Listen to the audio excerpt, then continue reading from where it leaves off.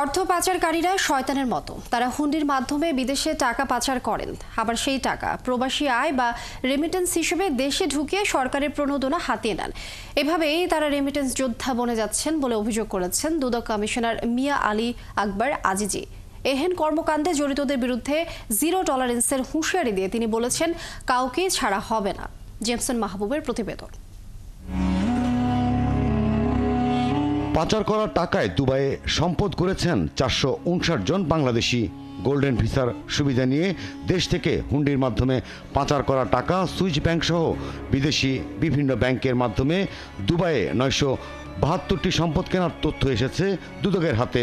দুবাইয়ে যারা টাকা পাচার করে সম্পদ গড়েছেন তাদের আয়কর নথিসহ বিভিন্ন তথ্য চেয়ে এনবিআরকে চিঠি দিয়েছে দুদক। পাচার হওয়া টাকায় দুবাই ছাড়াও যুক্তরাষ্ট্র, যুক্তরাজ্য, কানাডা সহ বিভিন্ন দেশে বাংলাদেশিদের বিপুল সম্পদের তথ্য আছে দুদকের কাছে।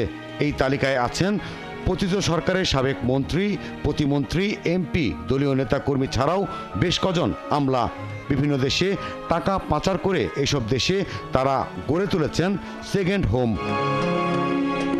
অর্থনীতি শ্বেতপত্র কমিশনের প্রতিবেদন বলছে 2009 থেকে 23 সাল পর্যন্ত আওয়ামী লীগের শাসনামলে দেশ থেকে পাচার হয়েছে 23,400 কোটি ডলার, যা বাংলাদেশি মুদ্রায় প্রায় 30 লাখ কোটি টাকা। প্রতি বছর গড়ে পাচার হয়েছে প্রায় 2 লাখ কোটি টাকা। পাচারের এই অঙ্কটা বিশাল হলেও দেশে ফিরিয়ে আনা টাকার অঙ্কটা প্রায় তলানিতে। দুদক কমিশনার জানান, নতুন কমিশন পাচার হওয়া টাকা ফিরিয়ে আনতে কাজ করছে, তবে স্বীকার করেন পাচার হওয়া টাকা ফিরিয়ে আনাটা সহজ নয়। পাচারকারীদের সম্পর্কে কেউ আমরা জেনে শুনে কিছু থাকবো, কিন্তু পাচারকারীকে ধরা বড় মুশকিল। পাচারকারী শয়তানের মতো, শয়তান দেখা যায় না, শয়তানের কর্মকাণ্ডগুলো মানুষ দুর্ভোগে ভোগ করে। পাচার হওয়া টাকা ফেরত আনা এটা জন্য সবচাইতে যতগুলো আমাদের আইনি শক্তি আছে সবটার প্রয়োগ করা হবে।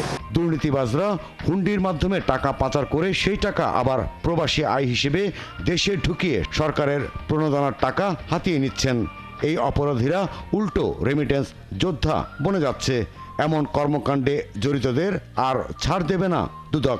হুন্ডি করে বাইরে পাঠিয়ে দেয় আর রেমিটেন্সের মাধ্যমে বাড়িতে আনায়, তখন কি হয়ে যায়, উনি রেমিটেন্স যোদ্ধা হয়ে যান। এখন এটার বিরুদ্ধে কি ব্যবস্থা আছে এখন পর্যন্ত আমার কেতাবে কিছু লেখা নাই।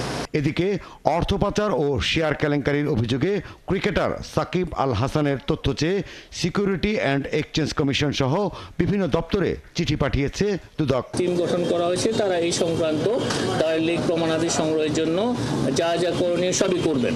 প্রায় 9.5 কোটি টাকা অবৈধ সম্পদ অর্জনের অভিযোগে সাবেক বিমান প্রতিমন্ত্রী মাহবুব আলী ও তার স্ত্রীর বিরুদ্ধে মামলা করেছে দুদক।